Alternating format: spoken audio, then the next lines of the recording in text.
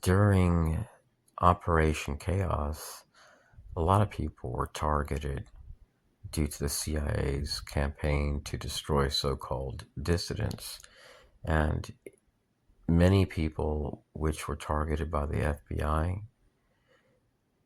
these targets on their list were shared with the CIA. The CIA targeted these people through Operation Chaos. And it's no secret that the FBI has supported violence. It has created nearly every terrorism case it has solved. So they are a substantial threat to TIs because they're involved in targeting. If you ever see an agency that does nothing but hire people for targeting, well, let's give you an idea that they're targeting something. They're targeting people. And they say they're just working overseas or targeting people overseas, but we're finding they're monitoring our Facebook pages, censoring us sometimes, not allowing us to make comments on Facebook. I don't even use them no more. I go to VK.com because Russians are more free than we are here. I think even the Chinese are. Things are like getting that bad in America for some targets. So the FBI has in the past instigated violence, even mass murder.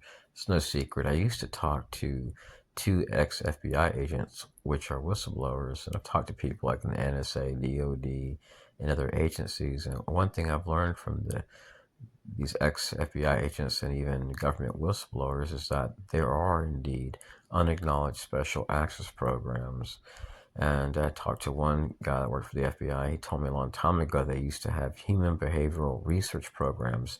They didn't know exactly what would come out of them, but sometimes they were intense and they would systematically try to trigger a person to react in a violent manner by systematically harassing them.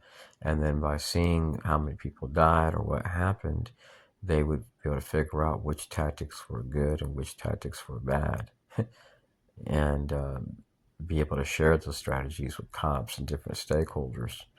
So when you're in this, you may discover this is a business, and it's going to shock a lot of TIs when they do their research. I was watching a video a little while ago about a state attorney. I think she's in a different state, and the lady was talking about senior citizens and helping them to get, excuse me, in the business of making contracts from federal agencies.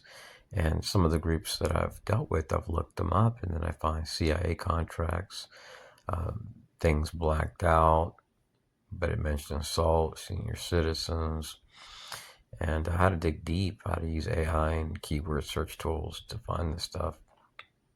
The Wayback Engine, search engine of sites which have closed down, and I was just blown away that our country has secretive programs where contracts are being passed, and as long as they can give money to these groups and get more money for the government to fund their partners, they'll continue to do it.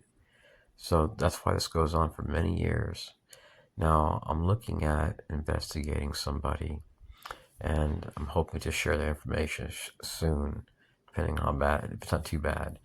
And I was targeted in 1996, and I have reason to believe that the case that I was involved in, that somebody had ties to the CIA, and I'm getting really, really close to getting the proof. So anyways, stay strong, stay no to violence. I'm gonna play another clip here. Peace. Greetings, fellow targeted individuals. Many of us will drive out of town so that way we can enjoy the moment, so that way we're not harassed, bullied, entrapped, induced.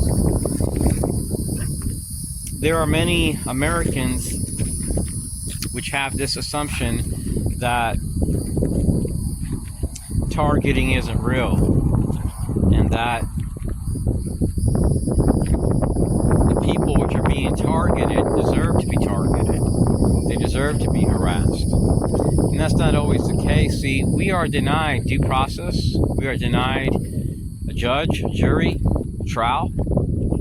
And when a federal agency can deprive you of your rights and harass you, discreetly and in a covert manner and utilize covert action to try to destroy your life, well, how's that freedom? How can you be free if you're being manipulated and induced and entrapped? And when you go to federal agencies, you notice they slam phones.